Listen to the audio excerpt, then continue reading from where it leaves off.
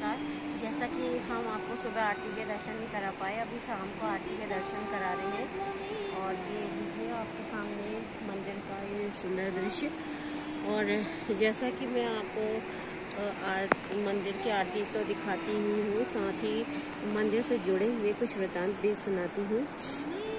जैसा कि दोस्तों मैं आपको बताने जा रही हूँ कि हम सभी ने जो मनुष्य जन्म लिया है, इसमें हर मनुष्य के लिए कुछ न कुछ कार्य पूर्व निश्चित होता है। और अगर वो काम में हमारा वो काम अगर मानवता की सेवा से प्रेरित होता है तो उस काम में चार चांद लग जाते हैं। जैसे एक वृतांत अपने घर का आपको सुनाती हूँ। हमारी दादी रोज बाबा जी के आश्रम जाया करती थी। हालांकि दादी पढ़ी लिखी नहीं थी, पर उन्हें मंदिर जाना और वहाँ जाकर रामायण सुनना और हनुमान चालीसा पढ़ना बहुत अच्छा लगता था। और देखते देखते उनको रामायण ऐसी याद हो गई थी जीवन के अंतिम दिनों में, जब वो कभी हमसे रामायण सुनाने के लिए कहती थी। तो उस टाइम हमें तो बाबा जी की इतनी कृपा का कुछ ऐसा पता नहीं था कि बाबा जी भी साक्षात इस तरह से हमारे इष्ट देव हैं, ये भी हम नहीं इतना हमें नॉलेज नहीं थी। तो दादी हमको रामायण पढ़ने के लिए बोलती थी कि मुझे सुना दो रामायण पढ़ के।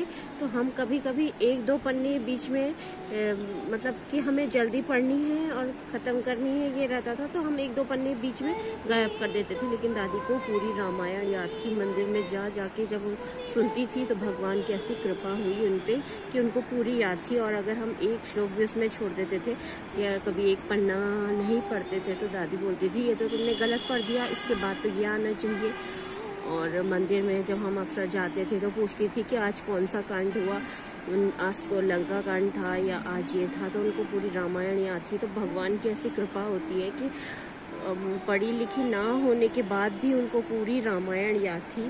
तो देखिए आज का वृतांत इस प्रकार ये है कि प्रभु भक्ति से वो हमसे भी ये चाहती थी कि हमसे रामायण इससे पढ़वाती थी कि हमारा मन भी प्रभु की भक्ति में लग जाए, हमारे मन में भी सद्विचार आए। वो बताती थी कि बाबा कोई ऐसी शक्ति नहीं है, बाबा अनोखे अद्भुत हैं, क्योंकि उन्होंने खुद देखा था, खुद रियलाइज़ किया था। वो कहती थी कि मंदिर में अक्सर जब फलों की टोकरी में फल खत्म हो जाया करते थे तो बाबा जी न जाने कहाँ से फल उसमें से देते जाते थे भक्तों को, और वो टोकरी हमेशा खाली नहीं होती थी, भरी हुई ही रहती थी।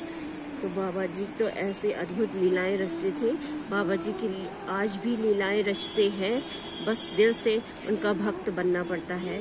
तो दोस्तों आज के आरती के दर्शन यहीं पर ख़त्म करती हूँ और आज का वृतांत भी आपको यहीं तक सुनाती हूँ। कल आपसे फिर मिलूंगी। धन्यवाद।